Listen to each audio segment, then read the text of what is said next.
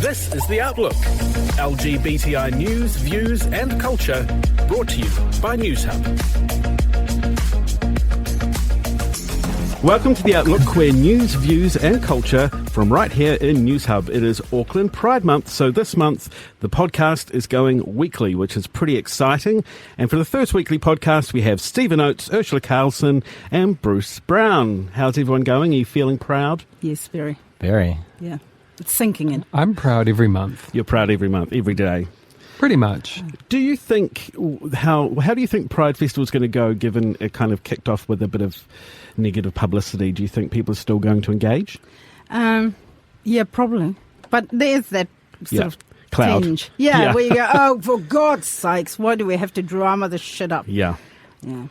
And obviously you've got an event in Pride, so you're hoping that people will... Yeah, there's been a little bit of talk of people boycotting and just feeling really disengaged with it. But that would, I feel, be a waste, because there's so much wonderful things on that people promote and put on just on Pride Month because it's the ideal time. And if they don't come out and support them, they might not be back next year. Yeah, that's true. Yeah, but do you think they won't boycott? It's the same as when there's a new presenter on a TV show, right? When they go, I'll never watch 3 again. And you go, yeah, you will. Yeah, you will. Shit, there's nothing else. What are you talking about? You'll be back. It's amazing how often that happens. Because this is our community. This is what we do. Yeah. We like to bitch about stuff, but then we have to go and see how it goes. You have to go along so you can bitch about it. Yeah, otherwise how will you get the gossip if you stay at home? Yeah. We do have a rundown of the events that are happening within the next week soon, but we're going to cut straight to Urzila Carlson and find out about your amazing Netflix show, which I've watched and loved. Yeah, you're good. When did you film it? How did it happen? I filmed it in July. Yeah. In Montreal at the Just for Laughs festival, and Netflix teamed up with them, and then they flew us out there and we recorded it. But I was playing golf and I got a call and they go, do you want to record a Netflix special? And I went, yes, I do.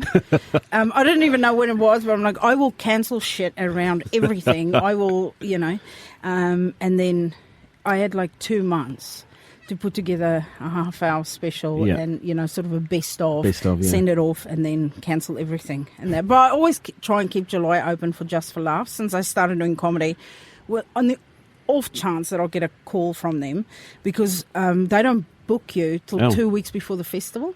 Wow. So if you since I started, that sounds familiar. I never booked July out just in case I get the call, and I've only had 2 calls from them. Yeah. So the last 2 years I've gone, but every other July I've just been at home in my onesie.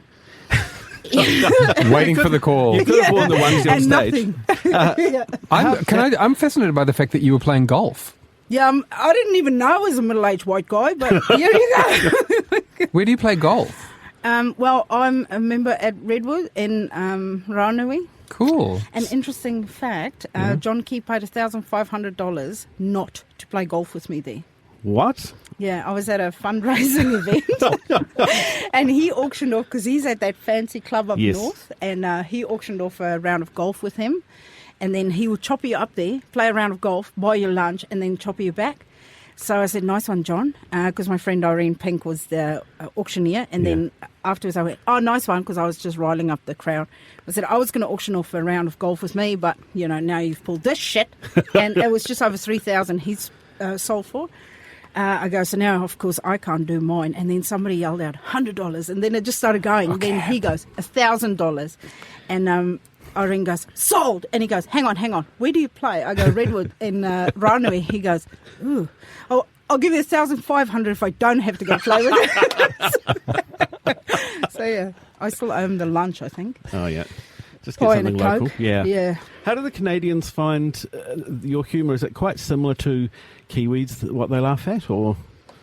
It was a bit challenging. Look, I would have preferred they recorded in Auckland or in Melbourne. Yeah. Because Montreal, they all speak French. So it's kind of, there's almost that delay when you talk to them. It's like, in the old days when you'd make a phone call international and there's like that 5-second delay and you go, can you hear that? Oh, sorry. No, you go. No, what? So it's kind of a bit like that. But honestly, I think it doesn't matter where you go. Everyone's the same. Like, have you ever performed in the States? No. Because that would be interesting. Yeah. I'm always fascinated how British humour is so different from American humour. It is so Because it's different. quite different. Yeah. One of them's funny and the other one's kind of Which one do you think's funny? British. Because I prefer American. Really? Yeah. It's the difference- But I'm super mainstream. I like that The shit. difference is that American humour is very punchline based, Yes. whereas British humour is very situation based. Yeah. Like you laugh at the whole situation That's of it, very true. Yeah. and the Americans laugh at the Yeah, Yeah. but see, you have to think with the British comedy, and to me, when I go to a comedy show, I just want to have 8 wines and a laugh. Yeah. Yeah. I don't want to think. I think during the week. I just want to sit there and laugh my tits off Yeah. and get a buzz on. It always fascinates me also from a gay man's point of view that Americans don't get campness like the That's British do. The British have always had like Mr. Humphreys from Are You Being Served, Dame Edna, Julian Cleary. There's this whole history of campness Yeah. in Britain, but you would never get No. a Julian Cleary in America. You know what I To mean? be as famous as he was everywhere Yeah. else. Yeah. Yeah, that's quite true. What does it mean for international exposure for you with this Netflix series? Has it brought a whole lot of phone calls while you're at golf from other places? No phone calls yet. I'm waiting. Just not sitting at home. Is it out now? Has it It's too started? Yeah, Yeah, New because Year's I it was haven't- released in January. I haven't Yeah. seen it yet. Ooh. Worth watching. No, but I will. I'm a big Well, fan. we're going to sit and watch it on my phone. I've downloaded it. On the golf course. For the next 40 minutes. Yeah. No, I've had weird, like, people from Switzerland and, Oh, yeah. because it's global. So Yeah. I get these weird messages from people that have watched it, that have loved it, which is nice. So is it released internationally or just Yeah. in different places? No, global. That's Yes. amazing. It's everywhere. That's Yeah. that's really well done. That's something to be really proud of. Yeah, no, my mum's real proud. I was real nervous Now. on the day. I was so scared because you don't know how Yeah. you'll, be received. Yeah. Sort of I go in Australia, New Zealand, South Africa, they find, even in the UK, I've gigged there a bit, and they find, but then you go, other places, you don't know what people find offensive Yeah. or not, boring or whatever. So as soon as it came out that day, I drank about a bottle of gin. And I forgot the tonic, drank that the next day, Can I ask you a question just Yeah. while you're talking about that?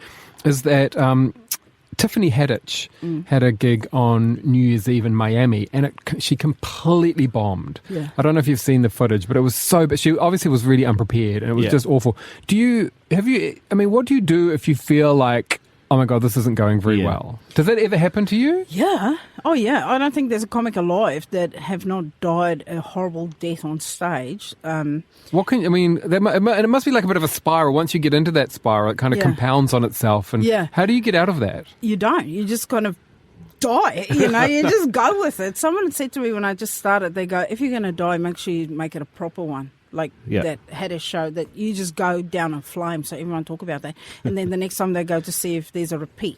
Because you get that. People go to comedy festivals and they read the reviews and they'll only go to the half-star and one-star shows Yeah. because they want to see you die in your ass. Yeah. That's a bit mean. That's a meanness about that. I know, but that's sort of that voyeuristic thing. Yeah. People want to see you fail. I But- did that once with a comedian in Auckland who I saw once, and it was just appalling. But Yeah. the next week they were doing another show, and I had to go and see it happen Yeah. again. Nice. Just for the record- It was good to see you at that show. Oh, I was just going to say, just for the record for listeners, I've seen Urzila live many, many times, and Yeah. she's never bombed. She's always fabulous. I reckon. And you should definitely. go and see I it. have died horrible death though. But because I'm very honest with my audience, I tell them what's going on.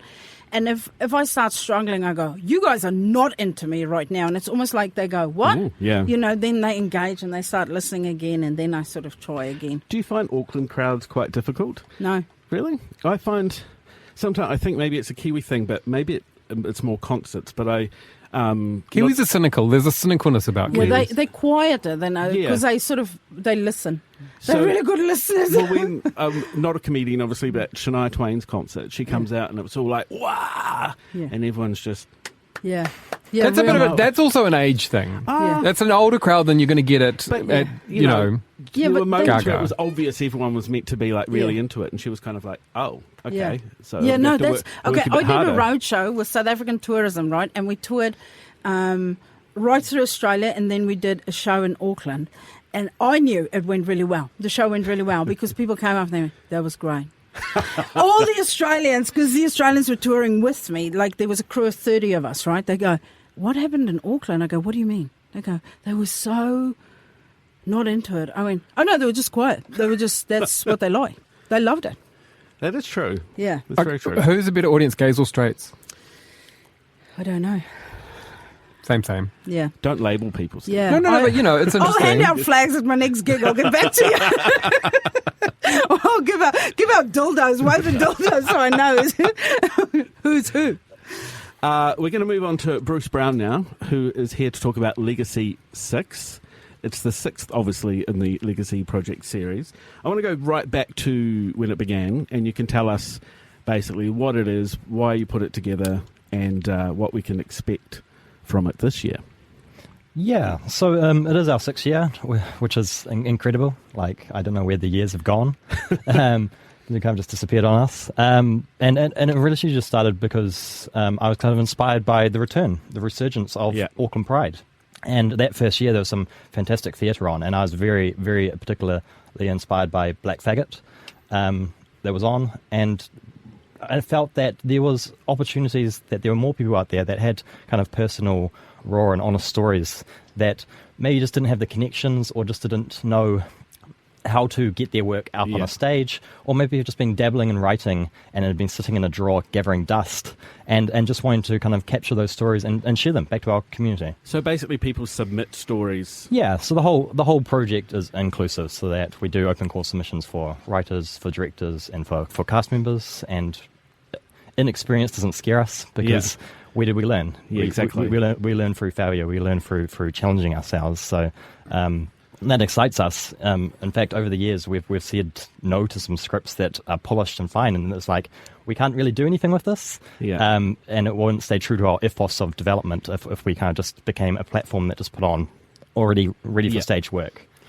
Can I just say that I really, really think it's a great thing that you're nurturing new talent, because in theatre, the arts and media, it's very hard for young or inexperienced people to kind of get in the door and get on a stage or get on a screen. Even if you go to drama school and spend the tens of thousands of dollars to do that, you still come out and you might have some contacts and some friends, but it's all off your own back. 100%. You have to go out there and do the hard labour and kind of make your own opportunities. But what I was trying to do was just if we can just make that process just slightly easier and provide an opportunity or a space for people to play and then to see what comes from that. And over the years, it's been great that people have kind of made relationships and gone off to make other work and other projects, and that's really inspiring. And also, for the audience, when you go along, do be aware that some of the people on stage, it's their first time on stage, and some of it is, trying new ideas, and so it's a real mixture of things.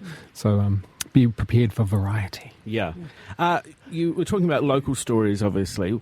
Is there anything that makes Kiwi LGBTI stories different to ones from overseas? Oh, that's a good one. They're usually based in New Zealand. That's true. a good starting point. Even just in our own kind of language, our colloquialisms, our slang and stuff like that. Oh, cheer, bro. but there's some uniquely queer stories. Like, I always go back to this prime example, but a male in a gay relationship cheating is completely different to in a straight relationship, because the jealousy kind of comes from a place where you can see yourself in that position. And there's those kind of stories that are so tied to our queer experiences that I think we need to see more of. And when I was growing up, I didn't see enough queer theatre. I probably saw none of it. So if we can just kind of put these stories out there that are relatable and personal, that coming up generations can see and go, oh, that's me, or that's not me, because that's great. Because part of the project is, if they don't see themselves in these stories, get involved. So are they true stories right throughout the process, or do you start with like a nugget of truth and then turn it into a production? Or we don't interrogate the writers and work out exactly where things come from. And did that really happen? and theatre itself is kind of an amalgamation of between kind of dreaming and real life. So they're always kind of like a hybrid. It's a mixture. It's a mixture. It must, Yeah. every If we just put real everyone life is on different. stage, it'd be actually very boring. Can I ask you something? Not Urzula's life. She's either golfing or Yeah. on safari. Turning down because I'm John a middle-aged But white guy. I'm sure she cuts out the bits where she's sitting on the motorway. Oh, yeah. No, that's why we're doing it this time of the day. So I actually moved the time, Bruce, because I know you do peak hour traffic.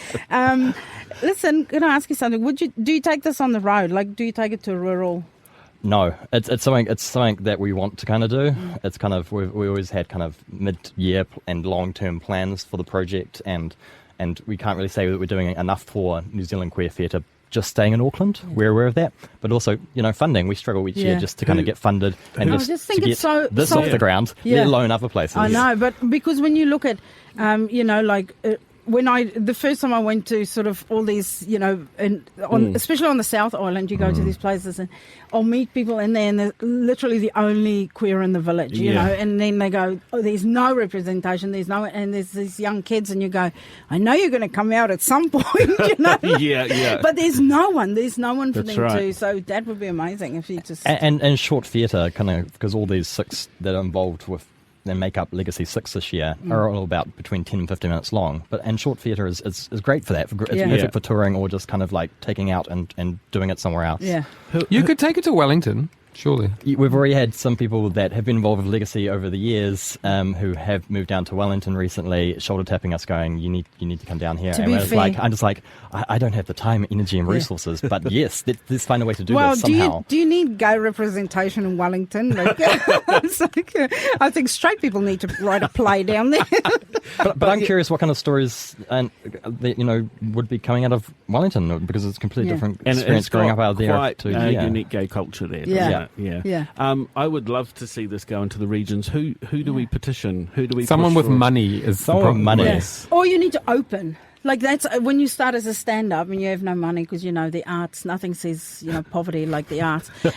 You have to open for someone. So if there's another thing touring and go, can we have 20 minutes at the top or whatever, if that's a possibility. I don't know how it works. I'm not in theatre. I just stand on a stage No, but and talk about We'll go for a golf. coffee brainstorm after this and come up with some ideas. But in New Zealand, more and more towns are doing their own arts festivals. Yeah. Taupo, Tauranga, Totally. all, New Plymouth, they all want to do the arts festival thing. So, there are spaces there. Oh yeah, there's spaces all over. Yeah, like but I'm kind of quite involved with community theatre, so I know that that's the real life and blood of these kind of like rural areas where their not output, but what they're getting from an artistic point of view is for these community theatres, and it's people just doing it because they love sharing, they love creating theatre. How active is the community theatre kind of community? You do see a lot of the same faces, Yeah. but that's like any community. Yeah. Like it makes you feel like you're always coming home. You can be busy with stuff for 6 months and then go back and you see this same old Aotearoa ladies serving tea, and it's a family. It's just great, which is what we've also tried to kind of capture with Legacy Project, is kind of to build this community of people that all coming together because they want to share and they want to learn from each other and then share that back to our community. Where, when, how do we get tickets? When is it on and where is it on? Crazy enough, we open next week. Like January just disappeared like that. Yeah. It always does. But we open we're on from the 5th to the 15th of February at Q Theatre. That's a good run. Yeah. So And- across to the 2 weeks and 8 performances in all. Cool. And I think Q Theatre's website is probably the best place Yep, for tickets. qtheatre.co.nz or Auckland 09 309 9771. And tickets are only $18 to $20, which is a bargain. Off the top of your head, Yeah. Stephen, you're fountain of I've done knowledge. I do my research. We're also this year, because we keep the ticket pricings down low, so the project is super accessible to everyone that needs to see these stories, and we always seek funding to do everything else. But this year we've also added a preview show, and that's $10. So wow. for young people that still $20 or $18 is still too much, that's a perfect opportunity to come and see these stories. Cool. That's awesome. I'm looking forward to it. You're going to go? Yeah, along? I always go. Sweet. Maybe we should go as a triple date. I think we should. Yeah, let's start some rumours. There are some other events that Some more room. there are some other events coming up within the next week. Now, reminder that this podcast is now going to be every week for the month of February. So for the next few weeks, we will be giving you basically everything that's happening in the next week. So starting from Friday is Homos or Everyone in America with Harry McNaughton and Jack Buchanan. They were actually on the last episode of The Outlook, and that's on at the Q Theatre as well. There's a production called There She Is, a radical explosion of dance and drag following one boy's epic journey to find self-love. And this one I'm quite keen on is Queer Scenes, which is free film screenings in community centres around Auckland. So you've got the Wesley Community Centre, Freyberg Square, Te Atatu Peninsula and New Lynn. And there's a few other things like a 7 a.m. yoga class. I was just going to say that. It was on the tip of my tongue because my friend Tane Mete, a very good friend of mine, is doing it, and I've promised him that I'll go to at least one, even though they're at 7 a.m. down at Wynyard Quarter, right? Solo Theatre. Solo Park, yeah. 7 a.m. He said he would help at my dog show if I came to one of his classes. Dog show? Tell us about that. Yeah. But that's a month away yet. Like, we can talk about that closer to the time, and it's actually the 3rd of March because just do a few little teasers. I just holding in my hand was when I walked in here today up in the TV3 MediaWorks reception was the Ponsonby News on the coffee table, and we're on the cover for the dog show, and it's the first time I've seen it. I just looked at it and I squealed in reception, and everyone looked at me. And I'd just been in reception a few minutes before that, and I couldn't see any copies of the Ponsonby News. I'm not a liar, Dan News. I'm not a liar. They just randomly appeared. I like that all the dogs on the cover just gravitate towards that lady. That's me. I saw that hair look familiar. Are these some of your dogs in the photo? No. No. They're not really? No. Camera shy? No, it's just too difficult. Okay. It's just better for them to just stay home for that one. A couple of other things. Rainbow table tennis. Didn't know it was a thing. That's happening in New Lynn. So you can pop in there. Yeah. Is there rainbow golf at Redwoods? Not yet. Sponsored by John Key, I think. Oh, yeah. And then Snatch Celebrity Impressions. Can anyone actually... Snatch Game is from RuPaul's Drag Race, which you've never seen, and we've had this conversation, so don't even try it. I walked into that. I've never seen it either. Yeah. Oh, my God. Makes you feel better. Yeah. Yes. Yeah. And you're the decider on this one. Have you seen it, Bruce? I am behind because this has been a frantic January. Yeah. But I kind of get spoiled by my friends, so I know what's happening. Right. Yeah. And, okay. Well, I mean, we're sort of twins anyway because we share a birthday and we don't watch that shit. Oh, God. People are dead to me. The gay community is just switching off now. Go, what did she say?